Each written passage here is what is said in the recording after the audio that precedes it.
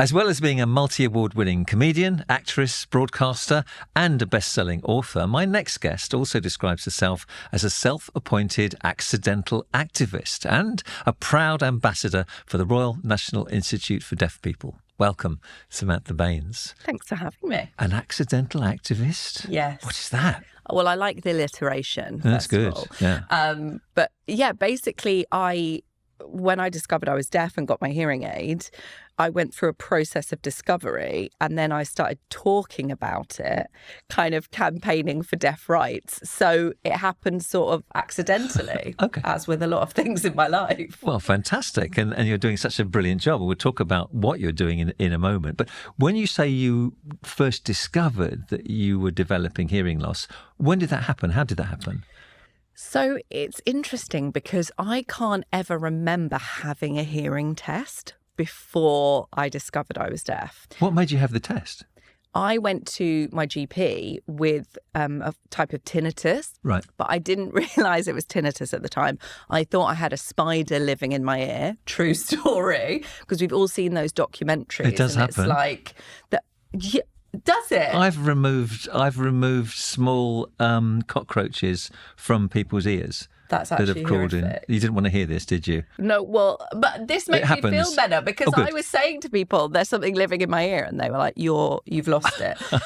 But, oh my God, I'm so glad there wasn't a cockroach. But I thought there might be a spider and it might be like laying eggs, and then all these spiders would crawl out of me. So basically... You've got a good imagination. Yeah, I do. Hence the children's books. Yeah. But I went to see my GP and she was so lovely. And I was like, please, can you look in my ear? Because I feel like I'm hearing like a scratching noise whenever there's extra loud music or loud environments. And it actually turned out it was a type of tinnitus, which I only assumed was like the high-pitched beep version, which I also have. Because, you know, I love all types of tinnitus. I don't, it's horrible. So I went with tinnitus, and then she said, well, let's send you for a hearing test just to check. Nothing else is going on. And at the time, I genuinely believed like it was some sort of like GP bonus scheme where they just had to send loads of people for hearing tests. We're not like that. To get a tick We're not like that. or something. So I was like, oh, I don't need one, but okay, I'll go. Tell me about the hearing test that you had that diagnosed you. Yeah, so I went to see my GP and then they referred me. But a lot of people seem a bit scared sometimes to go for a hearing test. There's actually one you can do online. So it's through Hidden Hearing. It takes 5 minutes and it will kind of give you an indication as to whether you should then go into a branch and see someone, which is really useful. It starts the ball rolling. Yes, exactly. And you're wearing a hearing aid now, although I can't see it. All I can see is some lovely jewellery. Yes, so I love my hearing aid jewellery. So this is a piece from the Hidden Hearing Love Your Ears collection, and it connects to the back of my hearing aid and then through my ear piercing. So it's beautiful and practical. Yeah, you can show it off with pride. Exactly. Wonderful. So this was a shock to you, and you hadn't noticed, as you say, what you weren't missing. You hadn't really had any signs. Looking back, now I'm like, there were so many signs, but you just blame it on other things. So even when I was born before the newborn hearing tests came into play, so I didn't have one at that very early age. And then when I was younger, I had a lot of ear infections and glue ear. And I remember being at school maybe around age 12 and sitting in the front row so I could lip read the teacher, but I didn't realise that's why I was doing it. I just thought, well, of course you have to sit in the front row, otherwise you don't know what's going on. And I couldn't understand how people could sit in the back and chat and still know what was happening in the lesson. So looking back, there were lots of signs. Like I couldn't hear the TV, I'd turn that up. I didn't like speaking to people on the phone. And I thought that all of these things, like in loud environments, I couldn't understand people. And I thought that all these things were sort of quirks of my personality rather than hearing loss and deafness. Isn't it amazing how people compensate for something they lack or don't have? It really is interesting. And of course, you've mentioned there glue ear, chronic ear infections, which are common in childhood. The tubes are so narrow. The middle ear is such a small cavity that fills with fluid. It can cause permanent damage if it's not treated properly. And many years ago, I worked in a school for the deaf where 90% of the children were damaged by rubella, which of course has been largely abolished by the MMR vaccine. So immunisation has done wonders for reducing hearing loss from that. But congenital problems, exposure to noise, we've talked about with Laura just now, our audiologist. So many reasons. Did you ever find out a cause for you obviously had it at a young age? Yeah, no, we never really found out a cause. I mean, my mum is deaf too. She has 2 hearing aids, but it was never something we really discussed as a family, obviously, until I started talking about it everywhere and writing books. And now we talk about it all the time. But so I never even made that connection that my mum's got hearing aids. Oh, maybe I should have a hearing test because I could have some form of hearing loss. And yet it hasn't held your career back at all, has it? You've been everywhere. You've been on in The Crown. You started on Magic Mike Live London, Lee Nelson's Well Funny People. You've done it all, and you've also got your podcast called The Divorce Social. Yes. Tell me about that. So I got divorced. Aside from being deaf, I'm also have ADHD, I'm bisexual, and I got divorced. So I'm a really fun package. So the Divorce Social, I was in Magic Mike at the time, which people always think is quite a strange time. So I was getting divorced. I was in Magic Mike, which is a show with 15 semi-naked professional dancers and me with my clothes on, directed by Channing Tatum. So I got divorced, cried for a week, then went to LA to work with Channing Tatum on the script, then came back and started rehearsing Magic Mike Live in the midst of all this whirlwind of emotions. But I set up the podcast because really I didn't know anyone else who was getting divorced at 30 like I was. And I just wanted to talk to other people and is this normal? Yeah. Do you feel this? Yeah, no, absolutely.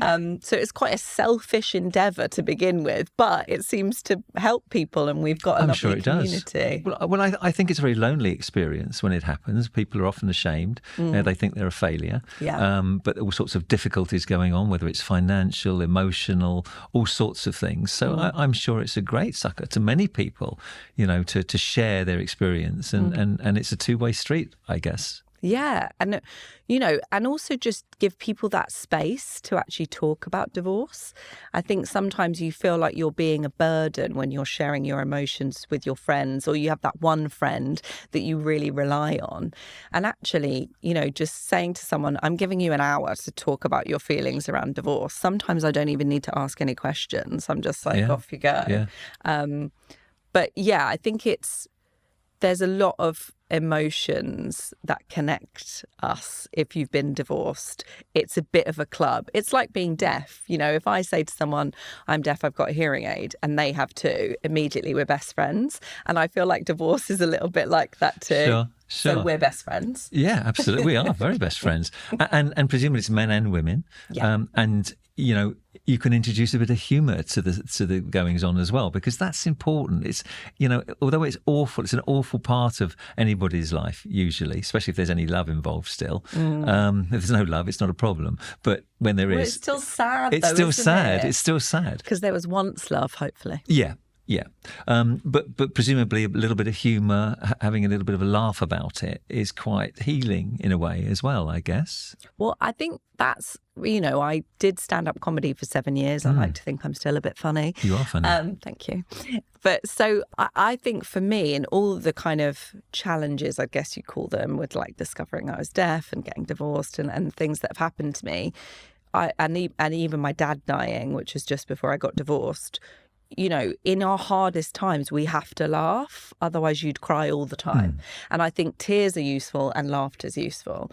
And, some really funny things have happened to me in the absolute worst times. I remember my sister and I, at the funeral home when my dad passed away, and we had to go through types of coffin. And we just got the giggles because the types of coffin were a lot like picking like kitchen cupboards, because it's like different woods and different handles, and we were like, oh my god, we're picking like woods and handles for dad, and like when we scattered his ashes, we didn't know how to scatter them and if we should use our hands. So we ended up using a ladle. Like, there's just weird things that happen when you're in the midst of grief or challenge that you have to laugh about because... And there's even baskets and cardboard coffins you can have these days. And plant yourself under a tree. There you go. I love the idea of that. Scatter your ashes in the sea or whatever. Yeah. All of that is available. You're not allowed to do it in the Thames. That's illegal. I know. No, not exactly. We didn't do that. You didn't? No, I'm glad to hear it. I believe you. I believe you. It's really interesting, isn't it? That humour. I mean, I've always believed that humour in medicine is important. Laughter is the best medicine. You've just got to be careful how you use it these days, for fear of inadvertently being offensive to somebody. But I do remember having many a joke with a patient, and it breaks the ice. Yeah, and I think the important thing as well about humour, because a lot of people talk about cancel culture and some people say you can't say anything anymore. But I would say that I always make jokes about my experience. So I'm inviting you to laugh about my experience. I'm safe. Not joking about someone else's experience that I have no kind of access to. You laugh with somebody, not at them. Yeah. And I get you. I like talking about my challenges, and helping people laugh also helps sometimes educate and make people think. So, but I would never attack kind of another group or a minority, or never intend to. I sort of stick to talking about me. I'm going off at a tangent now, but I've always thought that comedians are quite intelligent, because not only is timing important, but remembering the punchline and getting it all in the right order, it actually takes a bit of brains. Yeah, and there's a lot of work that goes into it. I think people assume that you turn up and sort of just spout lots of things, and some people can do that and are amazing. But stand-up comedians sit down and write their jokes and edit them and try them out and then edit them again, and it's like writing a book, writing a stand-up comedy show or a tour. And I think my stand-up days have given me so many useful skills just for life, but also communication and writing. And I'm sure. I think it was Bob Monkhouse who was devastated when he left his book of jokes on a train or something. Yeah. And it was lost forever. And it was like a compendium of all his best and favourite jokes. Someone's got that somewhere and is having a lovely time reading it. I bet you. I hope he copywrote it. Now, I want to move on to Harriet and the Galaxy, because here was your debut children's novel, and your heroine is wearing hearing aids. Yeah. So tell me about that. So it was interesting because a lot of things in my life, as I mentioned, are accidental. And writing a children's book was accidental. So I wanted to write a book about my deaf experience, because when I discovered I was deaf, I looked for a book to kind of tell me what to expect. And I could only really find kind of educational ones. So I was thinking about writing a non-fiction adults book, which I did eventually, which is called Living with Hearing Loss and Deafness. But I actually met this really incredible children's publisher called Knights Of, and I found them really inspiring, and they were really interested in sharing stories that aren't normally represented in publishing. And I said, what about a hearing aid wearing protagonist, because we don't see that. And a lot of my work with RNID was with parents with deaf children saying, is there a TV show or a book that I can, recommend or watch with my little one? And at the time, I couldn't really list any off. So I was like, right, well, I better write one then. I came up with this idea for Harriet versus the Galaxy. It's Harriet has hearing aids, and she discovers that they translate alien languages, and her gran protect the Earth from aliens. Fantastic. Of course. Fantastic. So there are aliens called the Munchers. So the Munchers, there's Sock Muncher. So if you've ever lost a sock, it's because of Sock Muncher eating it. Yeah. There's even Knicker Muncher, who eats Gran's knickers off her bottom at one point. Is that right? Which is quite a shock for Gran. Which page is that on? It's like halfway through. Okay. You prepare yourself for it. And there's Pen Muncher if you've ever lost a pen. Yeah, all the time. And and it was really important for me to write some humour into the book and make it silly and fun and alien planets. But also at the heart of it is this hearing aid wearing protagonist who's, you know, protecting the earth and brave, and also her gran, because I had a really close relationship with my gran on my mum's side, my Irish gran, I call her, and she was kind of a stay-at-home mum and did all of those things, but she was so strong and so feisty, and I kind of wanted to represent that in a book as well. Fantastic. And I know you had rave reviews from The Independent, no less. And you did a sequel. Nice. There was a sequel book? No, so my second book was called The Night the Moon Went Out. So it's a different story, but it's another hearing aid wearing protagonist, and she accidentally turns the moon off, as you do. So she goes on a journey with the help of a talking owl to turn the moon back on. But she's scared of the dark because you have to take your hearing aids out at night and charge them. And obviously, if you can't see because it's dark and you can't hear monsters creeping up on you, it's extra scary.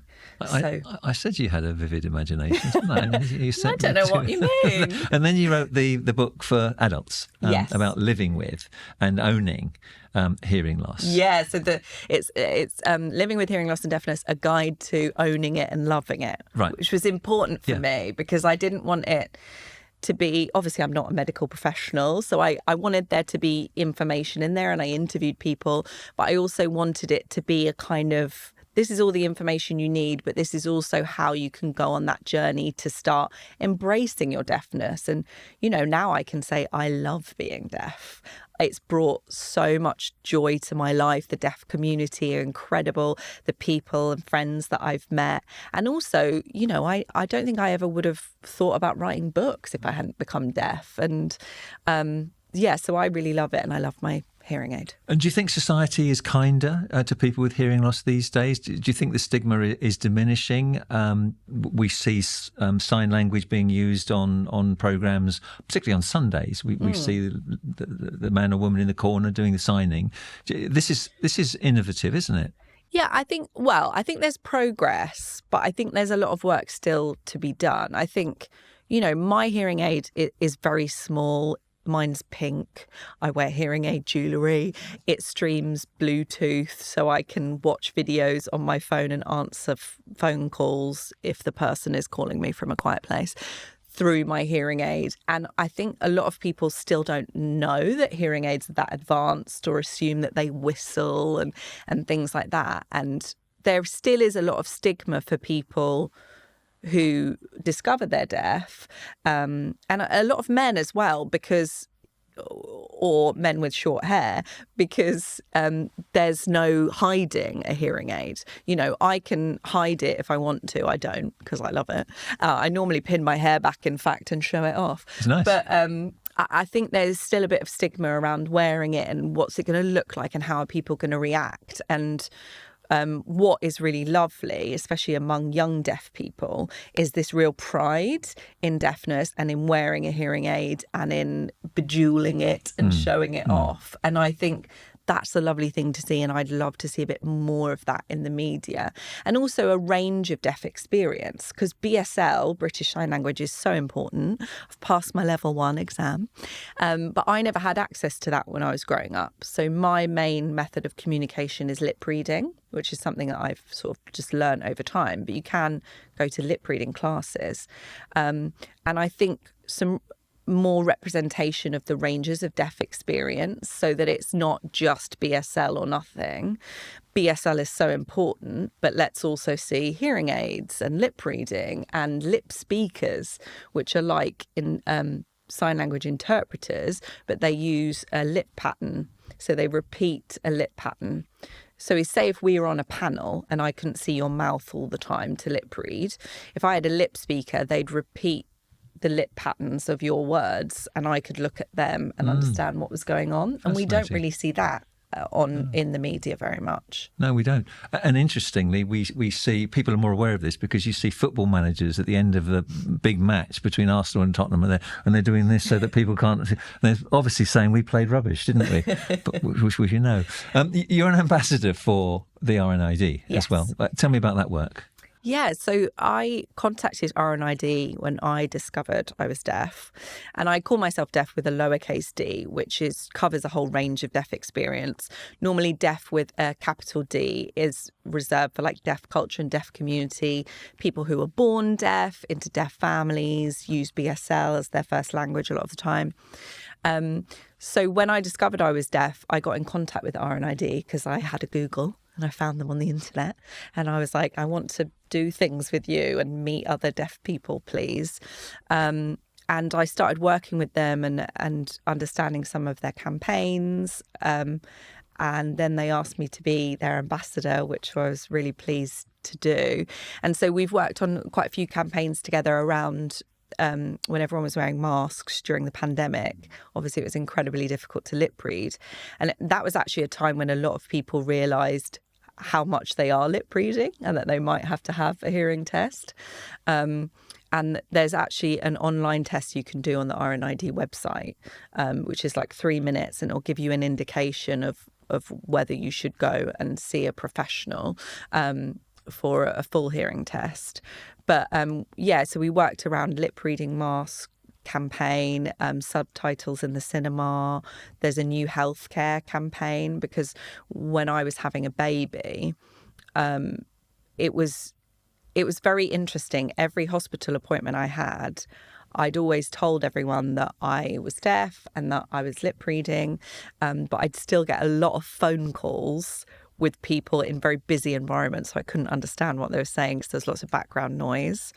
And also I tried to book a lip speaker for my cesarean because I had a planned cesarean, because obviously all the staff are behind a screen. You can't see their faces, and it's quite an important and also vulnerable time. Yes, very. And that was an interesting process because my local NHS weren't really aware of lip speakers and what they did. So it was almost like I was educating them on lip speaking to try and get access. So there's lots of really important work that they do, and there's still a lot of work to do. So I really like working with them. Well, I know that with your cesarean and your baby, you've become quite a medical expert in all sorts of areas besides. And I know that at one point, I think you played a part in a play called Blueprint, where you played a woman with leukemia, dying of leukemia. Is that right? Yeah. So that, I mean, I'm interested because I sort of cut my teeth on leukemia at the Royal Free Hospital when I was a junior doctor,